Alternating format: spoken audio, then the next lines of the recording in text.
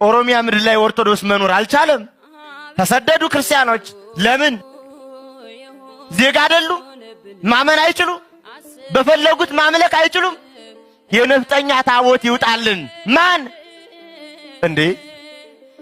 ጎበዝ፣ ይቺ ቤተክርስቲያን በደሏ ምንድነው? እኛ ክርስቲያኖች ራሱ ምንድነው የበደልነው? ምንድነው የበደልነው? ዝም ማለት፣ መረጋጋት፣ እንዳበዱት አለማበድ፣ ሀገሬ ሕይወቴ ማለት፣ ታሪኬ ማለት ወንጀል ነው። ይሉናል፣ ዝም አለ። ያቃጥሉናል፣ ዝም አለ። ይፈጁናል፣ ዝም አለ። ያፈናቅሉናል፣ ዝም አለ። ዝም አለ። በጅምላ ቤተክርስቲያን ያቃጥላል፣ ዝም አለ። እስኪ ልጠይቃችሁ ኦርቶዶክሳውያን፣ ይሄ ሕይወቷ ቤተክርስቲያን አንድነቷ ዝም አሰኛት ሕይወቷ እንጂ እንደባለጉት ብንባልግ እንኖራለን ወይ?